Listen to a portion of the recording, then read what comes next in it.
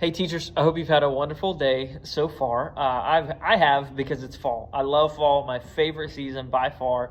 Not because of pumpkin spice or anything like that. I just really love the fall weather, and I hope you are excited for the fall semester just as much as I am.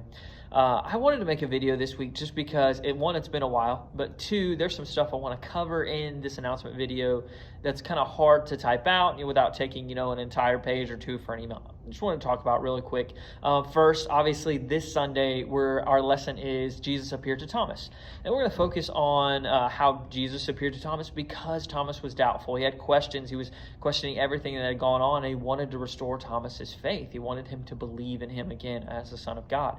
And how that deals with our doubts, really focusing with the 4th and 5th graders on what doubts they have. Who can they talk to about it? How does Jesus speak to their doubt in Scripture? So I hope as you're talking to them, you'll really help them understand, hey, doubts aren't necessarily a bad thing. It's what we do with those doubts. Whether we go to people and ask about them, we go to Scripture and ask about them, we ask God to help us with them. So that's what we're going to focus on this week. It is going to be a shorter lesson just because it's literally 4 or 5 verses of Scripture just telling that story of how Jesus appeared to Thomas. But I want you to be ready for that. Also, the main reason that I'm making this video is we want you to be there on November 17th. We want all of you to be there, whether you're a youth worker or you're the lead teacher, or you feel like you're just another teacher in the room, whoever you are. If you're a volunteer with us on Sunday morning, we want you to be there at our leadership meeting on November 17th. That's at lunchtime. We'll do, I believe it's 12:30 to about 2, but we're going to serve lunch. We're going to talk about this upcoming year with Chronological Bible, what that looks like, different resources for you, how you can do that for 4th and 5th grade ministry. We're going to give you a Chronological Bible, but we really, really want anybody who is involved with 4th and 5th graders on Sunday morning to be there.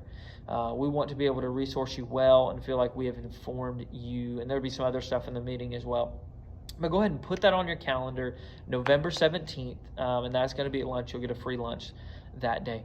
Also, I wanted to make a video because sometimes when you guys, you teach every single Sunday morning, just with the different complications that come with that sometimes, whether it's difficult kid, difficult parent, or just the week in, week out of it, it can be hard to see what God is actually doing through your work. It can be hard to see how God is speaking to the 4th and 5th graders. Sometimes you see it immediately, whether it's on a Sunday morning during your discussion time.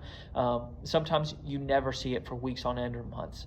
I just wanted to bring something up to you guys that hopefully would help you realize why you do what you do and encourage you on. So over the past 3 months, so that's July, August, and September, so that doesn't include Camp Outrageous because that was in June.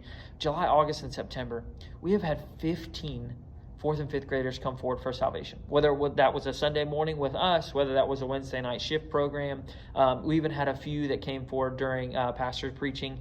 But over the past 3 months, we've had 15 4th and 5th graders come forward for salvation. That is a huge number. That is an awesome number. And it's not about the numbers per se, the 15, but it's about you seeing that God really does use you as a person, as a fellow heir of the grace of life, to tell them about Him.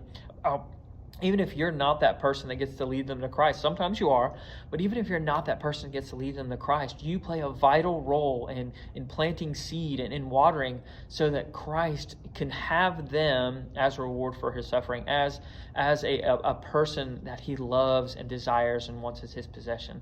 So I wanted you guys to hear that. I know you don't get to hear that very often, but we've had 15 just over the past 3 months that have accepted Christ in our area alone. That's not including any other area of Next Gen or adults or children, anything like that. So I hope that you hear that and you don't just think the number, but you think, man, what I do makes a difference. It's not just me showing up on Sunday morning, but I'm really building foundation for these kids and I'm helping them understand what Scripture says. I look forward to seeing you guys on Sunday, and then hopefully, if you put it in your calendar, November 17th for the leadership meeting. I love you guys. I pray for you guys. I know the rest of our team does as well. Hope you have a great weekend.